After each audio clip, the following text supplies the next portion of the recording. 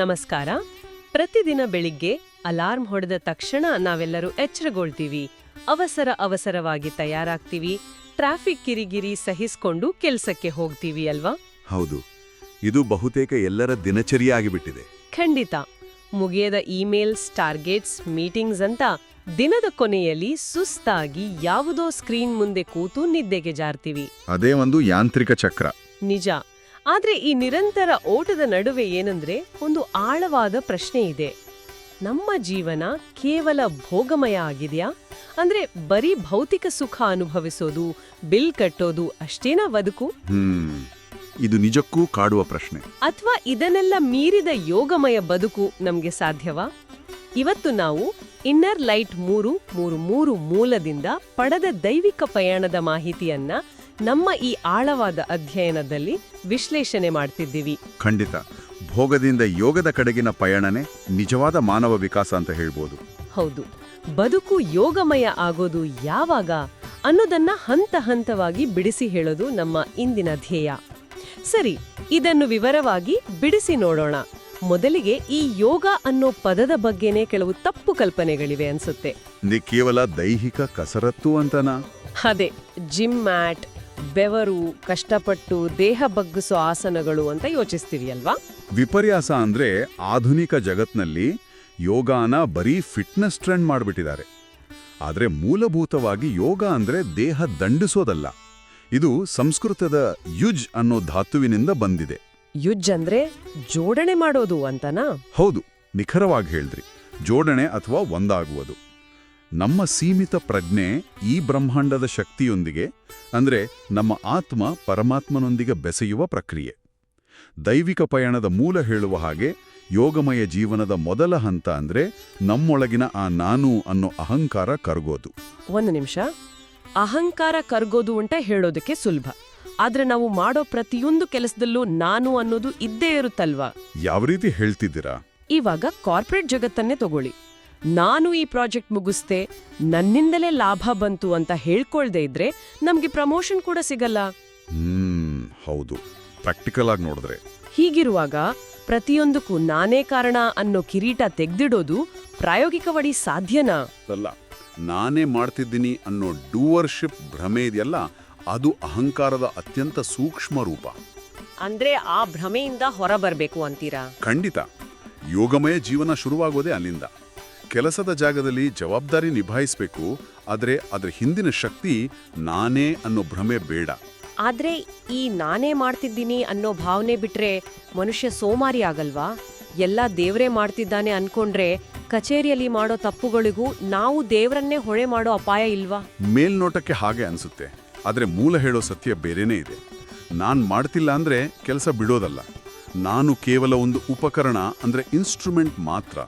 ಮಾಡಿಸ್ತಿರೋನು ಪರಮಾತ್ಮ ಅನ್ನೋ ಅರಿವು.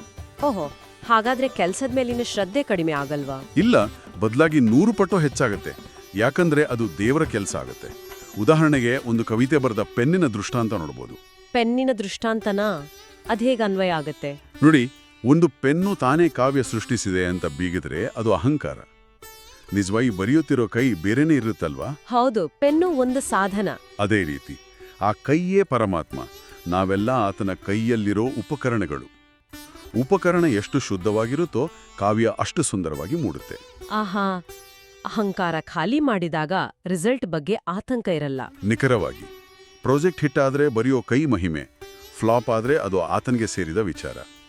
ಈ ಮನಸ್ಥಿತಿ ನಮ್ಮನ್ನ ಒತ್ತಡದಿಂದ ಸಂಪೂರ್ಣ ಮುಕ್ತ ಮಾಡುತ್ತೆ. ಇದು ನಿಜಕ್ಕೂ ಕಣ್ಣು ತೆರೆಸುವ ವಿಚಾರ. ನಾವು ಕೇವಲ ಶ್ರದ್ಧೆಯಿಂದ ಕೆಲಸ ಮಾಡಬೇಕು, ಫಲಿತಾಂಶದ ಒತ್ತಡ ಹೊರಬಾರದು. ಹೌದು, ಅದೇ ಮುಖ್ಯ.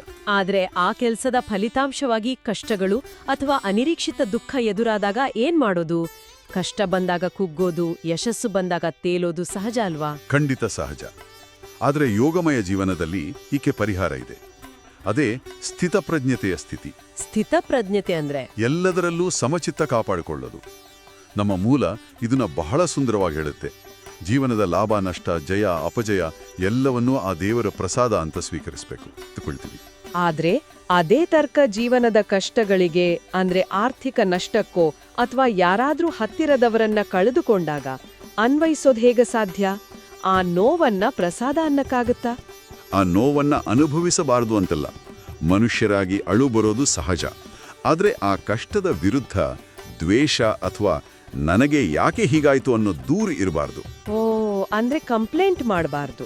ಹೌದು, ದೇವಸ್ಥಾನದ ಪ್ರಸಾದ ವಿಮರ್ಶೆ ಮಾಡದೆ ತಗೊಳ್ಳೋ ಹಾಗೆ ಜೀವನದ ಅನುಭವಗಳನ್ನ ದೈವದ ಇಚ್ಛೆ ಅಂತ ಒಪ್ಕೊಳ್ಬೇಕು. ಮೂಲದ ಒಂದು ಅದ್ಭುತ ವಾಕ್ಯ ನೆನಪಾಗತ್ತೆ. ಕಷ್ಟಗಳು ಪಾಠ ಕಲಿಸಲು ಬರ್ತವೆ ಮತ್ತು ಸುಖಗಳು ವಿಶ್ರಾಂತಿ ನೀಡಲು ಬರ್ತವೆ. ಎಂಥ ಅದ್ಭುತವಾದ ದೃಷ್ಟಿಕೋನ. ನಾವು ಸಾಮಾನ್ಯವಾಗಿ ಕಷ್ಟಗಳನ್ನ ಶತ್ರುಗಳ ತರ ನೋಡ್ತೀವಿ ಅಲ್ವಾ? ಅದೇ ನಮ್ಮ ಬಹುದೊಡ್ಡ ತಪ್ಪು. ಕಷ್ಟಗಳಿಂದ ಓಡಿ ಹೋಗೋಕೆ ಪ್ರಯತ್ನ ಪಟ್ಟಷ್ಟು ಸಂಕಟ ಪಡ್ತೀವಿ. ಕಷ್ಟಗಳೇ ನಮ್ಮ ಅಹಂಕಾರ ಮುರಿಯೋ ಅತ್ಯುತ್ತಮ ಶಿಕ್ಷಕರು. ಜಿಮ್ನಲ್ಲಿ ಭಾರ ಎತ್ತಿದಾಗ ಸ್ನಾಯುಗಳಿಗೆ ನೋವಾದ್ರೂ ಅದೇ ನೋವಿನಿಂದ ಸ್ನಾಯು ಬಲಗೊಳ್ಳುವ ಹಾಗೆ ಅಲ್ವಾ? ಹೌದು, ಅದೇ ಉದಾಹರಣೆ. ಕಷ್ಟಗಳು ಆಂತರಿಕ ಶಕ್ತಿ ಜಾಗೃತಗೊಳಿಸುವ ಅವಕಾಶಗಳು. ಹಾಗಾದ್ರೆ ಸುಖಗಳು, ಆ ಕಠಿಣ ಕಲಿಕೆಯ ನಡುವೆ ಸಿಗೋ ಸಣ್ಣ ವಿರಾಮಗಳು ಒಂಥರ ರಜಾದಿನಗಳಿದ್ದ ಹಾಗೆ ಅಂತ ಭಾವಿಸ್ಬೋದಾ? ಖಂಡಿತ. ಕಷ್ಟಗಳೇ ಇಲ್ಲದೆ ಬರೀ ಸುಖ ಇದ್ರೆ ಮನುಷ್ಯ ಬೆಳೆಯಲ್ಲ. ಎರಡನ್ನೋ ಪ್ರೀತಿಯಿಂದ ಒಪ್ಕೊಂಡಾಗ ಮನಸ್ಸು ಉದ್ವೇಗದಿಂದ ಮುಕ್ತ ಆಗುತ್ತೆ. ಮಳೆಯಲ್ಲೇ ನಿಂತಿದ್ರೂ ಹೂ ಎಷ್ಟು ಶಾಂತವಾಗಿರುತ್ತೆ ಹಾಗೆ ಅಲ್ವಾ? ಆಂತರಿಕ ಶಾಂತಿ ಒಳಗಿನಿಂದಲೇ ಹುಟ್ಟಬೇಕು. ನಿಖರವಾಗಿ. ಸರಿ, ಬದುಕಿನ ಕಷ್ಟ ಸುಖಗಳನ್ನ ಪ್ರಸಾದ ಅಂತ ಸ್ವೀಕರಿಸಿದ ಮೇಲೆ ನಾವು ಸಮಾಜದಲ್ಲಿ ಇತರರ ಜೊತೆ ಹೇಗೆ ವರ್ತಿಸಬೇಕು ಅನ್ನೋದರ ಕಡೆ ಬರೋಣ. ಇಲ್ಲಿ ವಿಷಯ ಇನ್ನಷ್ಟು ರೋಚಕವಾಗುತ್ತೆ. ಹೌದು, ಸಂಬಂಧಗಳ ಬಗ್ಗೆ. ಮೂಲದಲ್ಲಿ ರಾಧಾಕೃಷ್ಣರ ಪ್ರೇಮದ ಉದಾಹರಣೆ ಇದೆ. ಆದ್ರೆ ಎಲ್ಲವೂ ಲೆಕ್ಕಾಚಾರ ಆಗಿರೋ ಇಂದಿನ ಜಗತ್ತಿಗೆ ಇದು ಹೀಗೆ ಪ್ರಸ್ತುತ. ರಾಧಾಕೃಷ್ಣರ ಪ್ರೇಮ ಕೇವಲ ಪುರಾಣದ ಕಥೆಯಲ್ಲ, ಅದು ನಿಷ್ಕಾಮ ಪ್ರೇಮದ ಅತ್ಯುತ್ತಮ ಸಂಕೇತ. ಅಂದ್ರೆ ಯಾವುದೇ ಪ್ರತಿಫಲಾಪೇಕ್ಷೆ ಇಲ್ಲದ, ಷರತ್ತುಗಳಿಲ್ಲದ ಪ್ರೀತಿ. ಆದ್ರೆ ಇಂದಿನ ಜಗತ್ತಿನಲ್ಲಿ ನಮ್ಮ ಬಹುತೇಕ ಸಂಬಂಧಗಳು, ನೆಟ್ವರ್ಕಿಂಗ್ ಎಲ್ಲವೂ ಒಂಥರ ವ್ಯವಹಾರ ಅಲ್ವಾ? ನಾವು ನಿನ್ನೆಗೆ ಏನ್ ಕೊಡ್ತೀನಿ, ಬದಲಿಗೆ ನೀನು ನನಗೇನ್ ಕೊಡ್ತೀಯಾ ಅನ್ನೋ ಪ್ರಶ್ನೆ ಇದ್ದೇ ಇರುತ್ತೆ. ನಾವು ಕೊಡೋ ಚಿಕ್ಕ ಉಡುಗೊರೆಗೂ ಮುಂದೆ ಏನಾದ್ರೂ ಲಾಭ ಸಿಗಬಹುದು ಅನ್ನೋ ನಿರೀಕ್ಷೆ ಇರುತ್ತೆ. ಇದನ್ನೇ ನಾವು ಬಿಡಬೇಕಾಗಿರೋದು. ನಿಷ್ಕಾಮ ಪ್ರೇಮದಲ್ಲಿ ಕೊಡೋದು ಮಾತ್ರ ಇರುತ್ತೆ, ಪಡೆಯೋ ಆಸೆ ಇರಲ್ಲ. ಇದನ್ನು ನಮ್ಮ ದೈನಂದಿನ ಉದ್ಯೋಗಕ್ಕೂ ಅನ್ವಯಿಸಬೇಕು. ಅದನ್ನೇ ಕರ್ಮಯೋಗ ಅಂತ ಕರೆಯೋದು. ಆದ್ರೆ ವೃತ್ತಿನ ಕರ್ಮಯೋಗ ಮಾಡೋದು ಹೇಗೆ? ನಾವೆಲ್ಲ ದುಡಿಯೋದು ತಿಂಗಳ ಸಂಬಳಕ್ಕೆ ತಾನೇ. ಬಿಲ್ ಕಟ್ಟಬೇಕು ಅಂದ್ಮೇಲೆ ಪ್ರತಿಫಲಾಪೇಕ್ಷೆ ಇಲ್ದೆ ಕೆಲಸ ಮಾಡೋದು ಹೇಗ್ ಸಾಧ್ಯ? ಸಂಬಳ ಪಡೆಯೋದು ತಪ್ಪಲ್ಲ, ಅದು ಭೌತಿಕ ಅಗತ್ಯ. ಆದರೆ ಕೆಲಸದ ಉದ್ದೇಶ ಬರೀ ಸಂಬಳಕ್ಕೆ ಸೀಮಿತ ಆಗಬಾರ್ದು. ಅಂದ್ರೆ ಆ ಕೆಲ್ಸದ ಹಿಂದಿನ ಭಾವನೆ ಬೇರೆ ಇರ್ಬೇಕು ಅಂತೀಯಾ? ಹೌದು. ಒಬ್ಬ ಸಾಫ್ಟ್ವೇರ್ ಇಂಜಿನಿಯರ್ ಅಥವಾ ನರ್ಸ್ ಅಥವಾ ಕ್ಯಾಬ್ ಡ್ರೈವರ್ ಆಗಿರ್ಬೋದು, ನನ್ನ ಕೆಲಸದಿಂದ ಸಮಾಜಕ್ಕೆ ಒಳಿತಾಗ್ತಿದೆ, ಯಾರದೋ ಬದುಕು ಸುಲಭ ಆಗ್ತಿದೆ ಅನ್ನೋ ಭಾವನೆ ಇರಬೇಕು. ಬರೆದ ಕೋಡ್ನಿಂದ ಸಾವಿರಾರು ಜನರಿಗೆ ಸಹಾಯ ಆಗ್ತಿದೆ ಅನ್ನೋ ಅರಿವೇ ಕರ್ಮಯೋಗ. ಖಂಡಿತ. ಸಮಾಜಕ್ಕೆ ಕಡೆ ಪಕ್ಷ ಒಬ್ಬರ ಮುಖದಲ್ಲಿ ನಗು ತರಿಸಿದ್ರು ಅದು ಕರ್ಮಯೋಗ ಆಗುತ್ತೆ. ತಾಯಿ ಮಗುವಿಗೆ ಅಡಿಗೆ ಮಾಡುವಾಗ ಲಾಭ ನಿರೀಕ್ಷೆ ಮಾಡುವಲ್ವಾ? ಹಾಗೆ ಶುದ್ಧ ಪ್ರೇಮದಿಂದ ವೃತ್ತಿ ಪ್ರೀತಿಸಿದ್ರೆ ಅದು ಪವಿತ್ರ ಕರ್ಮಯೋಗ ಆಗುತ್ತೆ. ಹೌದು. ಕೆಲಸ ಕೇವಲ ಹೊಟ್ಟೆಪಾಡಿಗಲ್ಲ, ಅದೊಂದು ದೈವಿಕ ಸೇವೆ. ಪೂಜೆಯಂತೆ ಮಾಡಿದಾಗ ಜೀವನವೇ ಆಚರಣೆ ಆಗುತ್ತೆ. ಸರಿ, ಈಗ ದೈವಿಕ ಪಯಣದ ಅಂತಿಮ ಹಂತಕ್ಕೆ ಬರೋಣ. ಅದೇ ಅಂತರಂಗದ ಮೌನ ಮತ್ತು ಗುರುತತ್ವ. ಇಂದಿನ ಕಾಲದಲ್ಲಿ ನಮ್ಗೆಲ್ಲ ಮೌನ ಅಂದ್ರೆ ವಿಪರೀತ ಭಯ ಅಲ್ವಾ? ಹೌದು. ಇದನ್ನ ನಾವು ಬೃಹತ್ತರ ಚಿತ್ರಣಕ್ಕೆ ಜೋಡಿಸಿ ನೋಡಿದ್ರೆ, ಇಂದಿನ ಆಧುನಿಕ ಜಗತ್ತಿನಲ್ಲಿ ನಾವು ಎಲ್ಲಕ್ಕಿಂತ ಹೆಚ್ಚು ಕಳೆದುಕೊಂಡಿರೋದೇ ಈ ಮೌನವನ್ನ. ಕಣ್ಣು ಬಿಟ್ಟಾಗಿನಿಂದ ಮಲಗೋವರೆಗೂ ಫೋನ್ ನೋಟಿಫಿಕೇಶನ್ಸ್, ವಾಹನಗಳ ಶಬ್ದ, ಸೋಷಿಯಲ್ ಮೀಡಿಯಾ, ಹೀಗೆ ಗದ್ದಲವೇ ತುಂಬಿರುತ್ತೆ. ಸದಾ ಏನಾದ್ರೂ ಸದ್ದು ಇರಲೇಬೇಕು. ಅಕ್ಷರಶಃ ಹತ್ಯ. ಒಂದು ಕ್ಷಣ ಸುಮ್ಮನೆ ಕೂರೋಕಾಗಲ್ಲ. ಬಸ್ಸಿಗಾಗಿ ಕಾಯೋ 5 ನಿಮಿಷ ಕೂಡ ಫೋನ್ ನೋಡ್ತೀವಿ. ಅದಕ್ಕೆ ಡಿಜಿಟಲ್ ಚಟ ಅಂತ ಹೇಳೋದು. ಯಾವುದೇ ಡಿವೈಸ್ ಇಲ್ಲದೆ ಒಂಟಿಯಾಗಿ ಕೂರೋದು ಅಂದ್ರೆ ನಮಗೆ ನಾವೇ ಶಿಕ್ಷೆ ಕೊಟ್ಕೊಂಡ ಹಾಗೆ ಭಾಸವಾಗುತ್ತೆ. ಇದರಿಂದ ಹೊರಬರೋದು ಹೇಗೆ? ಅದಕ್ಕಾಗಿಯೇ ಮೂಲ ಮಾಹಿತಿಯಲ್ಲಿ ಒಂದು ಪ್ರಬಲ ಅಭ್ಯಾಸ ಸೂಚಿಸಿದ್ದಾರೆ. ದಿನದ 24 ಗಂಟೆಗಳಲ್ಲಿ ಕನಿಷ್ಠ 10 ನಿಮಿಷವಾದರೂ ಸಂಪೂರ್ಣ ಮೌನವಾಗಿ ಕೂತು ಅಂತರಂಗ ನೋಡ್ಬೇಕು. ಕಣ್ಣು ಮುಚ್ಚಿ ಹೊರಗಿನ ಪ್ರಪಂಚದ ಸಂಪರ್ಕ ಕಡಿದುಕೊಳ್ಬೇಕು ಅಲ್ವಾ? ಹೌದು. ನಮ್ಮ ಉಸಿರಾಟ ಗಮನಿಸುತ್ತಾ ನಮ್ಮೊಳಗೆ ಇಳಿಬೇಕು. ಕಳೆದುಕೊಂಡಿರೋ ಆಂತರಿಕ ಧ್ವನಿನ ಮರಳಿ ಪಡೆಯೋ ಮಾರ್ಗ ಈ ಮೌನ ಮಾತ್ರ. ಹೀಗೆ ಅಂತರಂಗ ನೋಡಿದಾಗ ಆ ಕತ್ತಲೆಯಲ್ಲಿ ಅಥವಾ ಮೌನದಲ್ಲಿ ನಿಜಕ್ಕೂ ಏನು ಸಿಗುತ್ತೆ?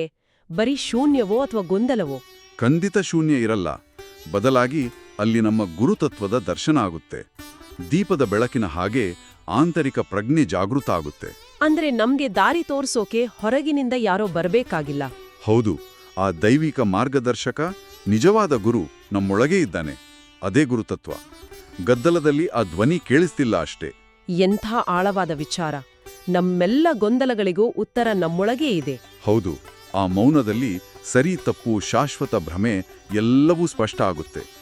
ಆತ್ಮ ಮತ್ತು ಪರಮಾತ್ಮ ಒಂದಾಗುವ ಆ ಮೌನದ ಕ್ಷಣವೇ ಜೀವನದ ಅತ್ಯಂತ ಶ್ರೇಷ್ಠ ಯೋಗಮಯ ಕ್ಷಣ. ಅಲ್ಲಿ ನಾನು ಅನ್ನೋ ಅಹಂಕಾರ, ಭವಿಷ್ಯದ ಆಸೆ, ಭೂತಕಾಲದ ನೋವು ಯಾವುದೂ ಇರಲ್ಲ ಅಲ್ವಾ? ಕೇವಲ ಶುದ್ಧವಾದ ಆನಂದಮಯ ಅಸ್ತಿತ್ವ ಇರುತ್ತೆ. ಆ 10 ನಿಮಿಷದ ಮೌನ ಇಡೀ ದಿನವನ್ನೇ ಯೋಗಮಯ ಮಾಡಬಲ್ಲ ಅಗಾಧ ಶಕ್ತಿ ಹೊಂದಿದೆ.